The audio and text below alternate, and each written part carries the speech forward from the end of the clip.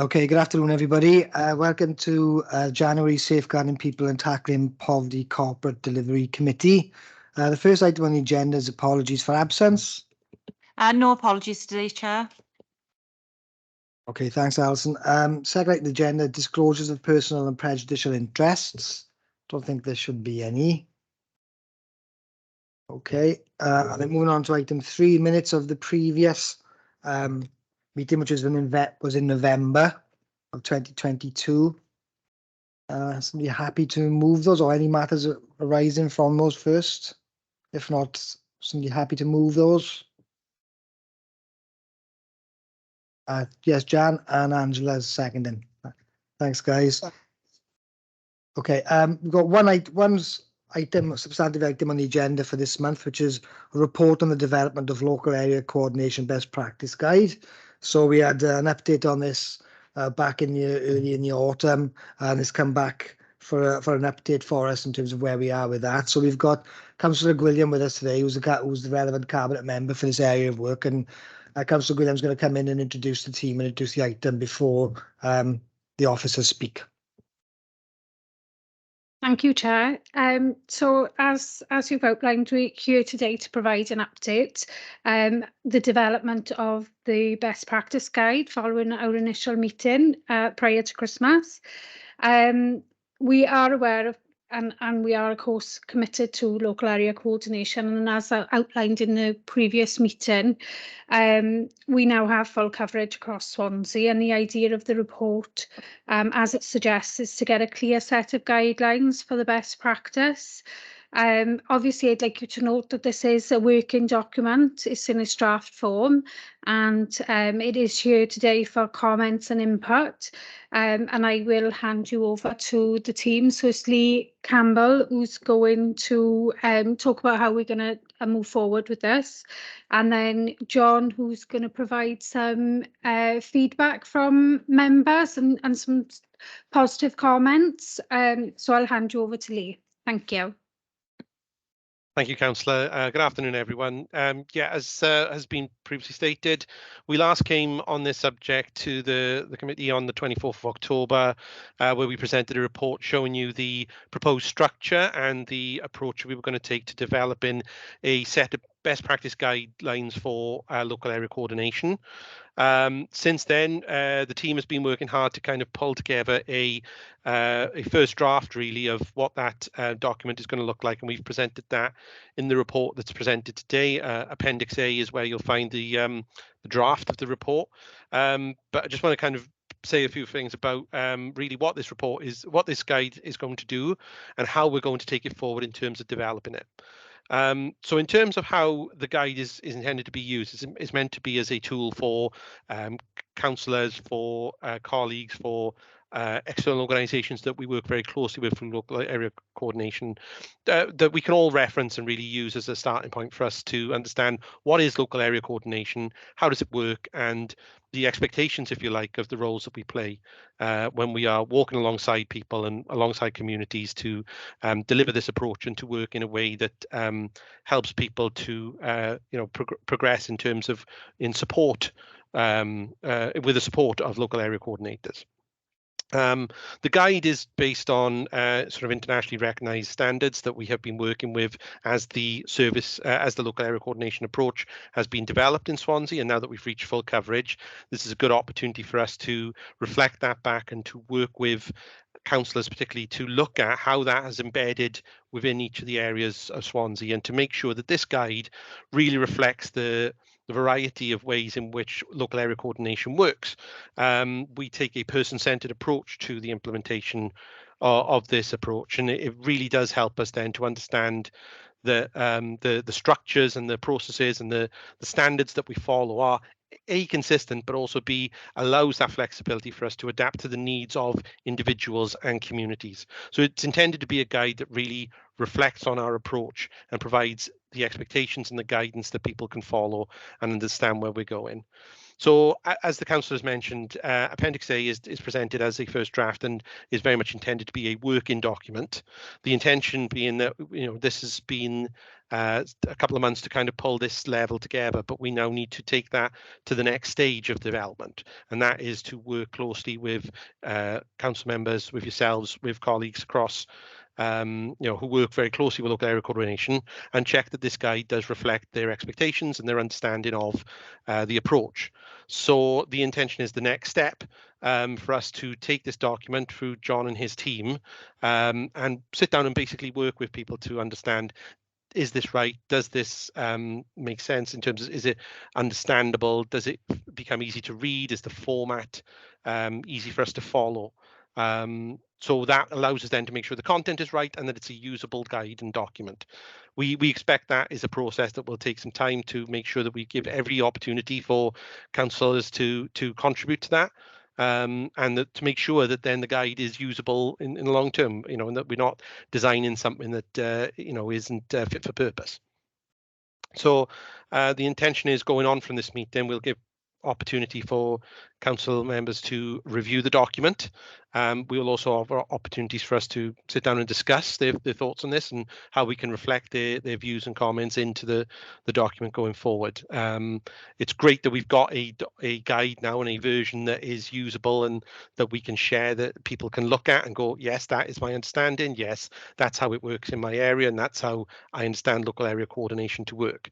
But we want to make sure that reflects the reality of how the situation is across Swansea, and that it's consistently applied, so that when we finalise and publish the document, it is usable for all parties.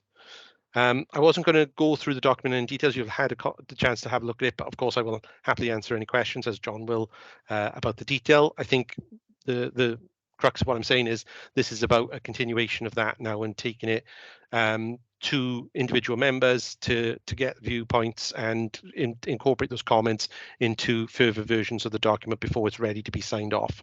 But I think at this point, I think I'd bring John in then to kind of say a little bit more about what we've already learned in terms of our engagement with members, and the feedback that we've had that we're incorporating into the work we've got going forward. So before I kind of open it further, I just bring in John to take the next section. Thank you, John.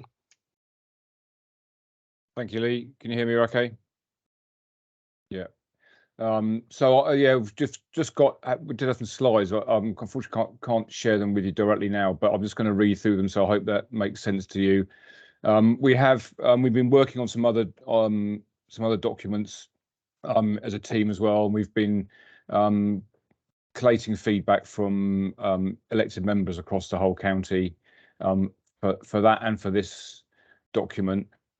I think there are four kind of key aspects of the role, I think, that we just wanted to highlight that are specifically ways that local area coordinators work alongside elected members.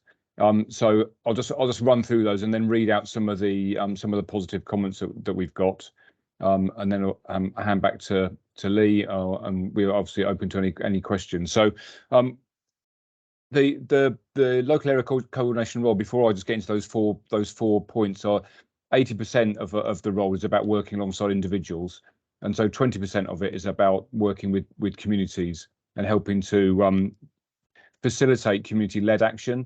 So it's very much not about local area coordinators running events or putting things on or being in charge of things. It's about them identifying community needs alongside elected members, and that's where one of this key relationship with elected members works really well, because it's about identifying some of those the interests, the needs, but also some of the strengths and interests in the community. So one of the things that we are really aware of is that there's a huge number of really passionate, energized people in our communities who want to be involved in things and want to do positive, practical things, and our role is to help them help facilitate that alongside yourselves as elected members, but not to take charge of that, because it's more sustainable if community members are able to organise and run things themselves. It makes a lot more long-term sense and helps things to work naturally. So listening to the first of the four is to listen to community voices and to facilitate community action, as I've said, and we've got a couple of examples for each of those. In one of the areas, there's a community events group that has been pioneered a lot as a partnership between the local area coordinator and the local councillor, and some of the other key community members as well. That events group has put on a number of different events for the community events over the last couple of years for that area, but has also led to other projects really celebrating the history of the area, celebrating some of the really good resources, some of the great things that are happening. But that councillor and local area coordinator relationship has been really key to help that happen. A slightly different area and a slightly different story is that one of our areas, there was a Thursday breakfast club which was struggling in terms of its attendance and its venue, and there was a really healthy conversation again between the local councillor and the area coordinator, which pulled in some other people that the coordinator was aware of, who were interested in doing something, helping in that regard. And identifying a new venue, identifying some new volunteers to help with that, and that breakfast club is now doing really well and has got a lot more members, a lot more visitors to that regularly. Secondly, it's about making connections while walking alongside people, which is really the chief role of the local area coordinator is helping people to make connections for themselves in their communities. And again, it's part of a key relationship with our elected members. A couple of examples for that. There's in one area, as in lots of areas, a warm hub quiz. One of the local area coordinators was sat with a gent who was new, who had been brought along by the elected member. He was new. She sat alongside him, helped to connect him with some other people, although he was a little bit nervous about being there on his own. After a few weeks, he's now got his own quiz team, and is a regular at that, and is connected to a lot of other people. And one of our other areas, the local area coordinator she worked really closely with the local councillor to support a family that had a daughter with some physical impairment, and they were really struggling with support. So they really worked closely together to help the family access some support, access the carer centre, and there was a really positive story come out of that shared role. Thirdly, it's about supporting and promoting local activities and campaigns. So, for example, the Warm Hub, all the coordinators have been involved in warm hubs in their areas, and part of that has been working alongside the local councillors for that as well. Especially we've had a couple of areas that have been specifically working alongside Ukrainian families, and again, that's been a role where the elected members have been really important as well. But the coordinator and the council have been working together to help support Ukrainian families, to help embed them into the community, give them the support they need, help them to direct them to the information and support that they need to access to be able to embed into the community. And then finally, it's about connecting groups and organisations with each other and community members. So again, it's a chief role for the local area coordinators, connecting, talking with other organisations, helping them to be aware of other groups and organisations that are in the area, but also connecting community members to those groups. One of the most recent examples is about the Christmas hampers that again, as elected members, you'll be really aware of and really involved in your local areas, and the local area coordinator is also involved in those, in identifying potentially isolated people who might benefit from that. But there was particularly one area where a lady in the pandemic who wanted to help be involved in the pandemic, wanted to set up a community coffee morning. Well, she couldn't do that in the pandemic. The coordinator stayed in contact with her, and alongside the elected member, they were able to set that up in that area. And the lady did that. So it's not about running it and doing it ourselves, but it's about supporting people and facilitating that kind of support. So I won't read all of these out, but just a couple of the really good comments that we've had. One says that the local area coordinator acted as an important facilitator, coordinator for advice and support. She was important in setting up the community events, which the example that I mentioned, which was put on and assisted running a number of functions for the local community, including a summer fun day, winter wellbeing events, family activities for asylum seekers, and lantern parade with a local brownie group. So, so lots of different community events that the coordinator has been involved in, and I know that the local councillors are really well involved in that that group. And the second one, I won't read the rest of them out. 2022 was quite the year. This was from a newly elected member. It was lovely to meet the local area coordinator several occasions for coffee and catch up, discussing what was going on in the large area. They've had his support and both get to know the grounds and community. That particular example was about the suggested development of a Friends of Park, and again, it was really good to see that the elected member and a coordinator were able to work together to help local people to set that up. Again, the idea came from the local community, and it was a facilitating role that they were both involved in to help do that, and successfully set the group up and is now running. So those are just a few of the quotes. We've had lots of really good positive comments back from elected members, but that's a quick summary, and I'll hand you back to Lee. Thank you, John. Just last bit from me before I'm back to chair. So John's just described to you some of the great input we've had from members already. Obviously, the next step for us is to take this document that we're presenting today and allow all of the members to have the opportunity to feedback on it. There is obviously the chance that there will be a lot of change as a result of that, but what we're trying to do is hold firm to the best practice standards that we've been applying for this approach. So I think what it will really be is an opportunity for us to work with council members and discuss how this is working in their area, how the best practice is being applied, and John and his team will be very keen to kind of work to make sure that local area coordination continues to develop and evolve in line with the international standards that are set for it. And I think the only other point I was going to make, if you have a chance to look at the document, the car analogy is the one that really kind of sticks out for me, and I think that's something that we'll really kind of follow through when we're having these discussions. It really sets what the expectation is of the local area coordinator, but we really want to kind of explore that with members so that we could just understand how that relationship and how that interaction works. So just to finalize, the intention, this report is sent for information so that we can share with you what our next steps are. This document, as I say, will evolve, and we will be looking at things like accessibility, easy to read sort of elements of it. So it's not the format, the structure, and the content are still very open to be reviewed. We look forward to receiving comments and contributions as John and the team engage now with members as through the next step.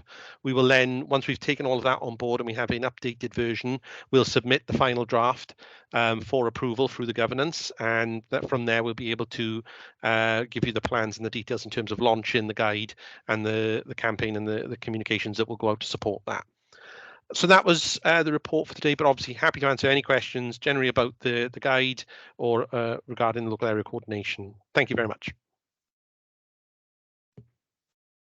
Thanks, John, and thanks, Lee, for doing that. I've got Rebecca, sorry, Councillor Fogarty with a hand up. Councillor Fogarty, do you want to come in? Yeah, can you hear me okay? Apparently I was quite quiet in a previous meeting. Yeah, everything It's a little okay? quiet. I will shout down my microphone. A comment really, a comment and a couple of, a question and a couple of comments, sorry. So firstly, at one point, my local area coordinator was trialing a kind of a form to fill in, like an introduction form. I didn't love it, to be honest, because one of the beauties of local area coordination is that you've got that really organic, let me introduce you to so-and-so in a community hall. And it does seem to have gone by the wayside, and I don't see it referenced in this guide. So my question was just to confirm, has that come and gone? If it's gone, I'm very happy, to be honest. And then my comments were, one sort of more substantive was, John, you and I have spoken recently about the role of local area coordination in amplifying citizen voice, and particularly the voice of those underrepresented. And I think that's really, really crucial for councillors to understand the opportunities that the relationship with their LAC has to help them really hear from those members of the community. And I don't see it amplified in the guide. So that's just a comment. Okay. And then only very, very minor, I'd really appreciate a contents page with hyperlinks to each section so that you know what you're looking at from the beginning, really. Right. That was it. Right, thank you. Yes, I'll take each of those. So yeah, the introduction form, we do have an introduction form which we've had for quite a few years. We introduced it mostly because we were getting instructions from the requests from other professionals, so social workers and occupational therapists, amongst some others.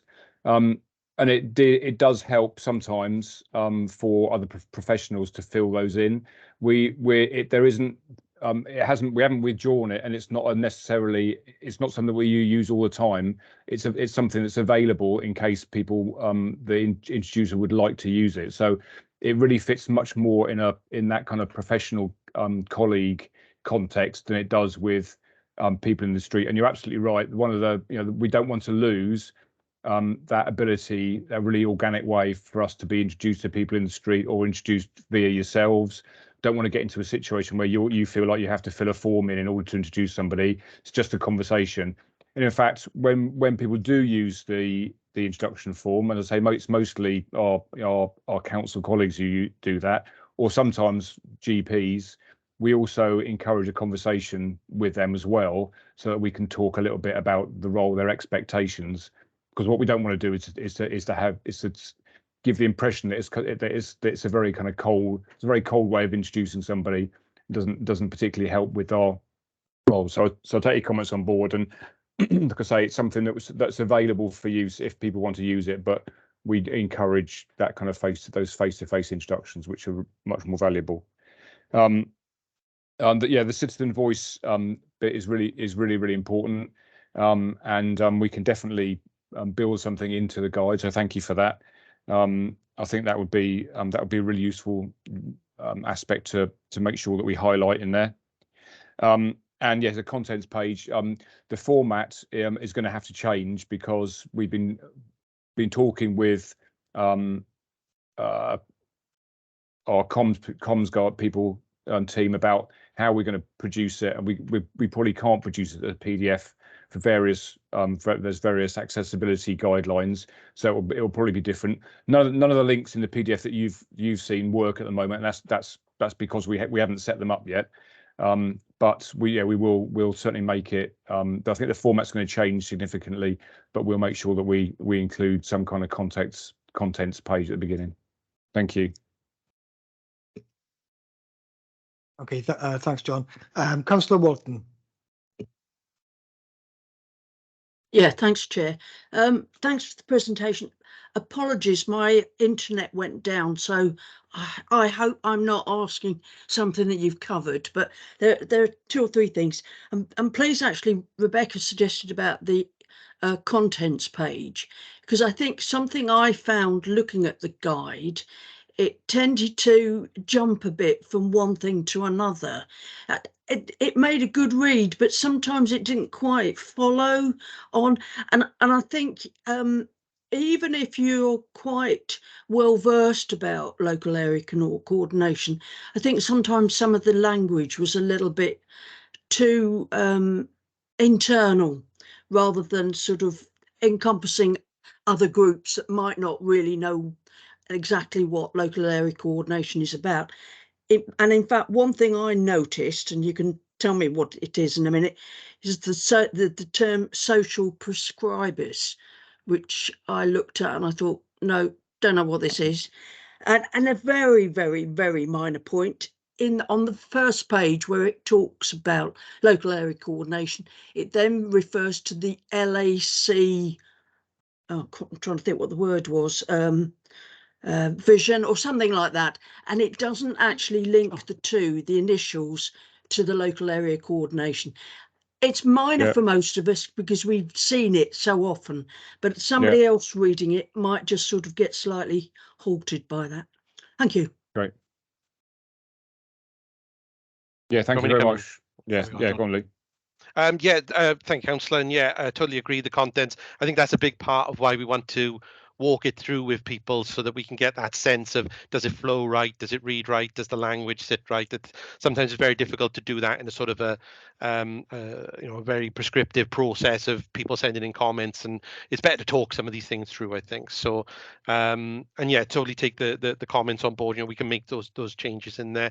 Just in terms of reference to social prescribing as well, I think it's just a similar model that is used within more of a health environment, that we want to kind of make sure there is a clear definition that what local area coordination does, because it sometimes gets compared or contrasted even with social prescribing. But it's similar in the way that it links to community groups and to help people to be supported and make things accessible. So we will make some of that clearer. I think that it's about putting it in the context of not only local area coordination, but where it sits in the wider scheme of things as well. So we can look at that. Thank you. Thanks, Lee. Yeah, okay, thank you. Councillor Jeffries?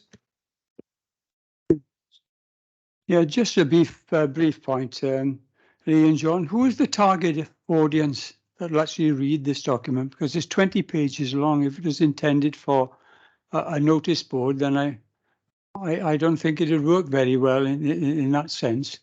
But if something in here could be condensed to something like an A4 folded to have a 4-page A5 booklet for the ordinary person to read, that might be an advantage.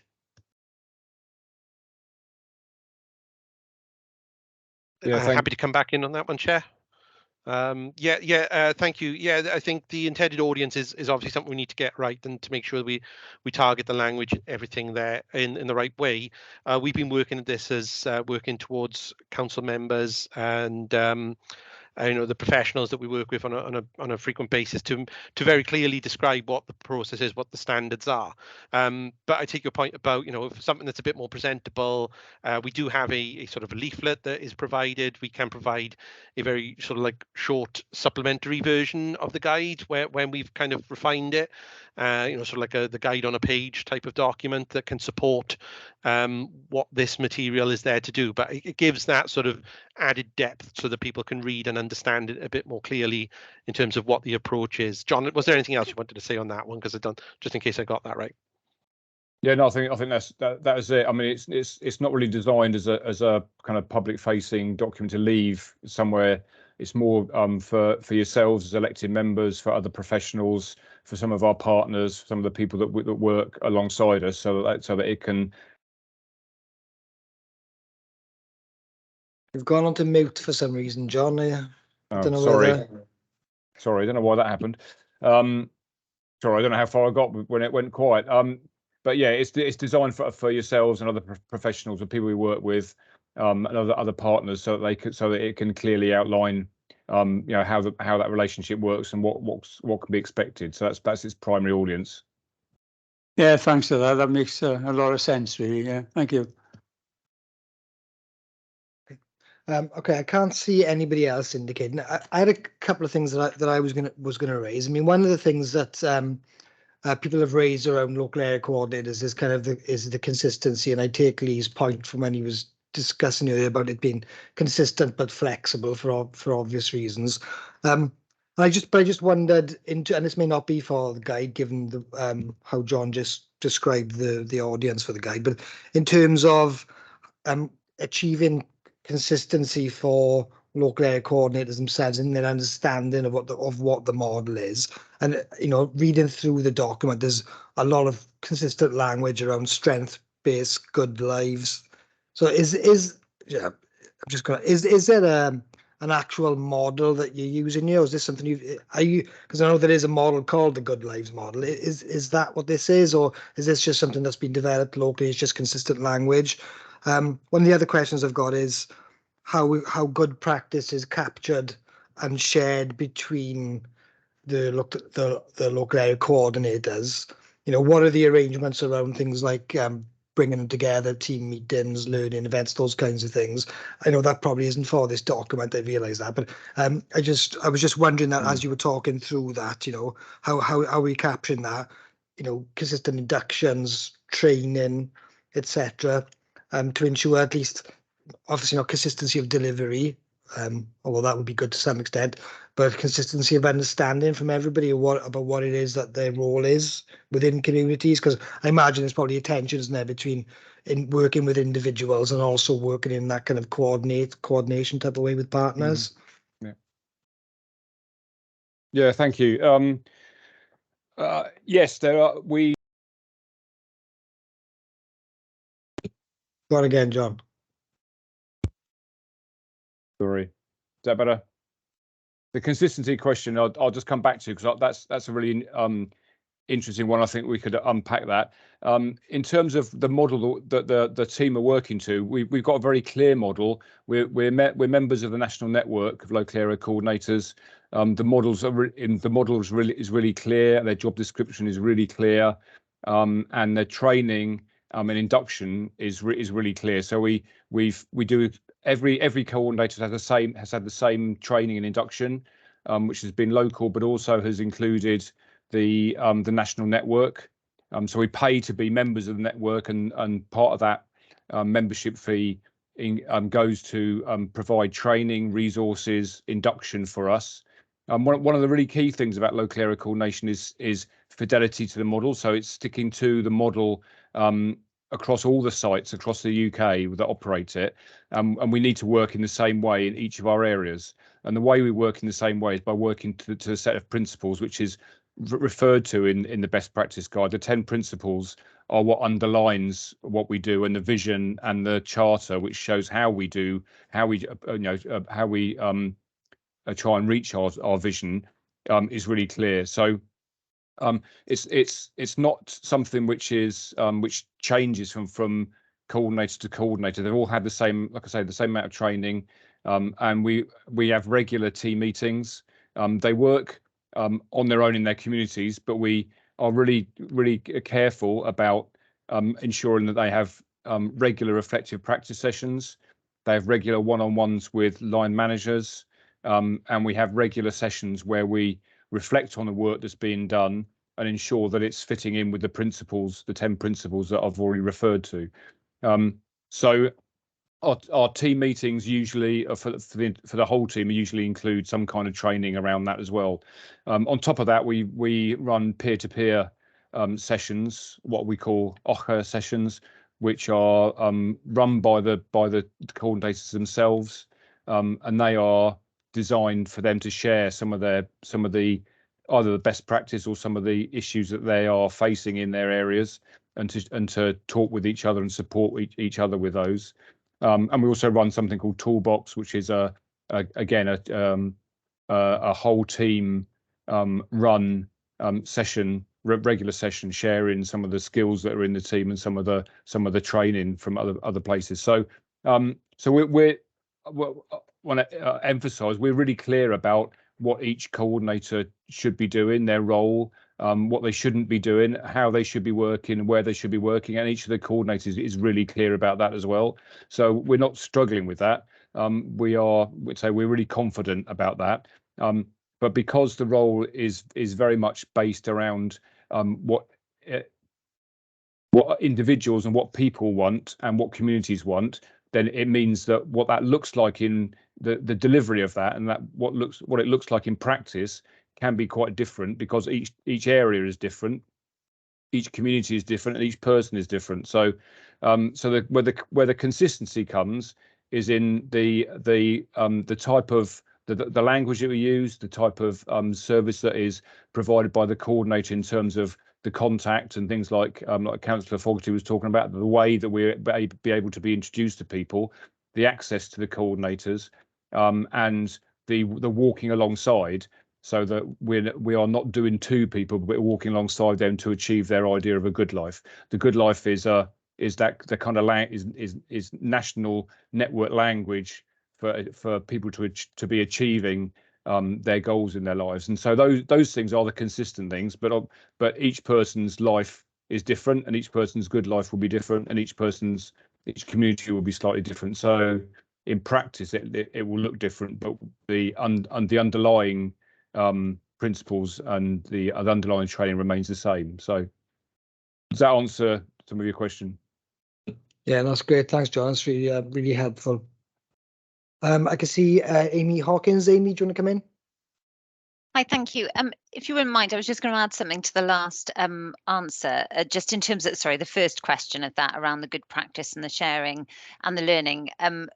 As John described, there's so much of that happens within the model and the approach that's taken by the team. But I just wanted to reference the fact that we're involved in the national evaluation, and we've got a local evaluation happening of area coordination as well. And this will highlight the approach of good practice that's taken, and we'll share that with this group as well, and wider members if required, or if you are, if you'd like us to, when we get that information. It has been delayed slightly just to do with some staff sickness within the team actually doing the evaluation, but we're hoping that's back on track now, so we should get that available by the end of the year, and that should help inform this going forward as well. Yeah, thank you, Amy. I should have mentioned that, and that also reminds me, I should also mention about we have one of the really important aspects of delivering local area coordination is the leadership group.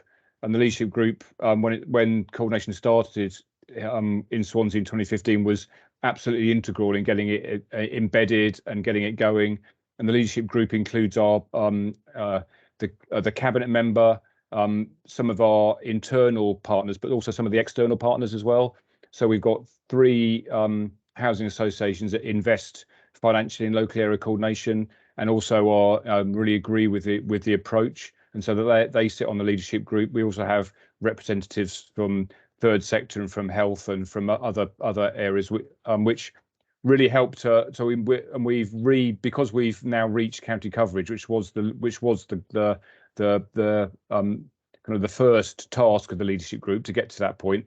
We've now changed it slightly, and we've got what we've now called leadership change group. But the leadership change group is really key in helping us to keep on track and to ensure that we're doing the right things, and also bringing back learning so that we can influence and help in other areas of the organisation. Okay, thanks, both. I think that's really really helpful. I actually had a question about that group, so that's we've answered that for me, John. I can't see anybody else indicating. I mean, I know speaking personally, I think it's a really important piece of work, area of work, and I think is, if we get it right in Swansea, it could be really, really beneficial for the people of Swansea and for the local authority. So thanks very much, all of you, for coming today and speaking to us, and hopefully you'll come back in due course with when we're further down the road with this document, but with also other developments around looked after children. That's wrong. Local area coordinator. Sorry. So thanks very much. I'll move on to the final item of the agenda then, which is item 5, which is work parameters on page 30 of your pack. So next, the next meeting is on the 27th of February, and it's a slightly busier meeting. So we've got updates from the Swansea Council volunteering strategy. So that'll just be a brief update rather than a full item, as today's has been. An update similarly on a corporate debt policy, and really the main substantive item for the next agenda is creating a workforce to deliver more care services directly. I was focusing on support and development of the workforce and wellbeing strategy and plan for the directorate, and Deb Reid will be coming to present on that. And I've had conversations with Deb Reid in recent times about that, so that should be in hand. So that would be in your pack before for the next committee. Any other comments, questions, or issues anybody would like to raise at this point before I close the meeting? No. Can I just thank everybody for coming today, for the officers, and to Councillor Gwilliam for coming as well. It's really appreciated. To Democratic Services and Legal Services for providing support as well, and for all of you for attending. Okay, thank you very much.